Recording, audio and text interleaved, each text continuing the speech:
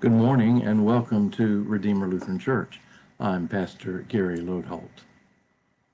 As we continue learning all about angels this week, we've looked at angels in general and then at two specific angels, Michael and Gabriel. And today we want to move to look at a different category of angels called the Seraphim. In truth, we don't know a whole lot about them, and they are mentioned in only one place in the Bible. In Isaiah 6, we read, "In the year that King Uzziah died, I saw the Lord sitting on a throne, high and lofty, and the hem of his robe filled the temple. Seraphs were in attendance above him. Each had 6 wings. With 2 they covered their faces, and with 2 they covered their feet, and with 2 they flew. And one called to another and said, Holy, holy, holy is the Lord of hosts. The whole earth is full of his glory." The pivots on the thresholds shook at the voices of those who called, and the house filled with smoke. And I said, Woe is me, I am lost, for I am a man of unclean lips, and I live among a people of unclean lips. Yet my eyes have seen the King, the Lord of hosts. Then one of the seraphs flew to me, holding a live coal that had been taken from the altar with a pair of tongs. The seraph touched my mouth with it and said, Now that this has touched your lips, your guilt has departed, and your sin is blotted out. Then I heard the voice of the Lord saying, Whom shall I send, and who will go for us? And I said, Here am I, send me.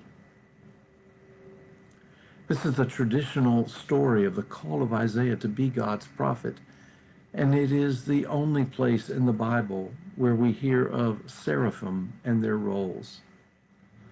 Most scholars think the name seraphim comes from a word meaning burning ones.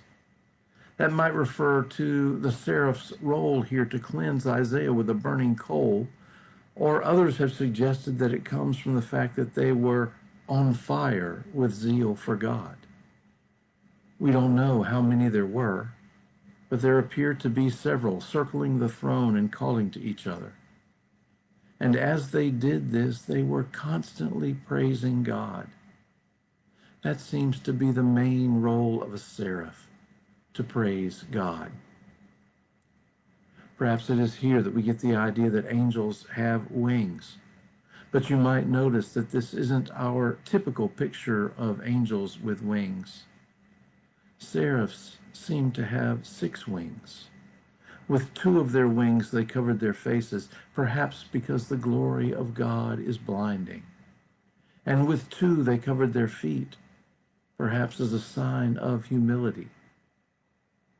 With the other 2 they flew, indicating that at least some angels have wings and can fly, but that's not said of all angels, just of the seraphim and tomorrow's topic, the cherubim. The seraphim serve as functionaries and attendants around God's throne, and their chief duty was to praise God. God's glory is praised not just here on earth, but in heaven too. Sometimes, particularly here in the South, we sometimes call a person who has been very kind to us an angel. Well, if we can be, perhaps we should be seraphim, dedicating all we are to serving and praising God. Thanks for watching, and remember to let this day belong to God.